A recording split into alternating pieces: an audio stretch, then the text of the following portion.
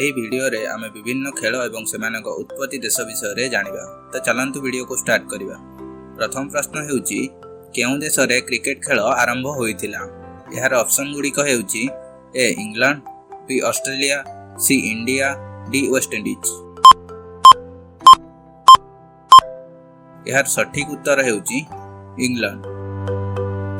ପରବର୍ତ୍ତୀ ପ୍ରଶ୍ନ ନିମ୍ନଲିଖିତ ଖେଳଗୁଡ଼ିକ ମଧ୍ୟରୁ କେଉଁଟି ଭାରତରେ ଆରମ୍ଭ ହୋଇଥିବାର ବିଶ୍ୱାସ କରାଯାଏ ନାହିଁ? ଏହାର ଅପସନ୍ ଗୁଡ଼ିକ ହେଉଛି ଏ ଚେସ୍, ବି ପୋଲୋ, ସି କବାଡି, ଡି ବିଲିୟର୍ଡସ୍।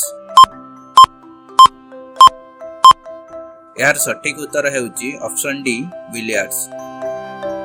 ପରବର୍ତ୍ତୀ ପ୍ରଶ୍ନ ନିମ୍ନଲିଖିତ ଖେଳ ମଧ୍ୟରୁ କେଉଁଟି ଇଂଲଣ୍ଡରୁ ଆରମ୍ଭ ହୋଇଥିବାର ବିଶ୍ୱାସ କରାଯାଏ ନାହିଁ? ଏହାର ଅପସନ୍ ଗୁଡ଼ିକ ହେଉଛି A lawn tennis, B hockey, C football, D volleyball. ଏହାର ସଠିକ ଉତ୍ତର ହେଉଛି ଅପସନ୍ ଡି ଭଲିବଲ। ପରବର୍ତ୍ତୀ ପ୍ରଶ୍ନ ଏମାନଙ୍କ ମଧ୍ୟରୁ କେଉଁ କ୍ରୀଡ଼ା ଏବଂ ସେମାନଙ୍କର ମୂଳ ଦେଶ ମଧ୍ୟରେ ଉତ୍ତମ ସମନ୍ୱୟ ରହିଛି? ଏହାର ଅପସନ୍ ଗୁଡ଼ିକ ହେଉଛି A squash Bharat, B billiards England, C polo India, D lawn tennis Australia. ଏହାର ସଠିକ ଉତ୍ତର ହେଉଛି ଅପସନ୍ ସି ପୋଲୋ ଇଣ୍ଡିଆ। ପରବର୍ତ୍ତୀ ପ୍ରଶ୍ନ ଏମାନଙ୍କ ମଧ୍ୟରୁ କେଉଁ କ୍ରୀଡ଼ା ଏବଂ ସେମାନଙ୍କ ମୂଳ ଦେଶ ଭୁଲ ଅଛି? ଏହାର ଅପସନ୍ ଗୁଡ଼ିକ ହେଉଛି A billiards France, B kabaddi Bharat, C chess Russia, D snooker India. ଏହାର ସଠିକ ଉତ୍ତର ହେଉଛି ଅପସନ୍ ସି ଚେସ୍ ରୁଷିଆ। ପରବର୍ତ୍ତୀ ପ୍ରଶ୍ନ ପିଲାମାନେ ଭାରତର କେଉଁ ରାଜ୍ୟରେ ପୋଲୋ ଖେଳର ପ୍ରଚଳନ ହୋଇଥିଲା? ଏହାର ଅପସନ୍ ଗୁଡ଼ିକ ହେଉଛି A Mizoram, B Manipur, C HP, D Assam. ଏହାର ସଠିକ ଉତ୍ତର ହେଉଛି ପିଲାମାନେ ଅପସନ୍ ବି ମଣିପୁର।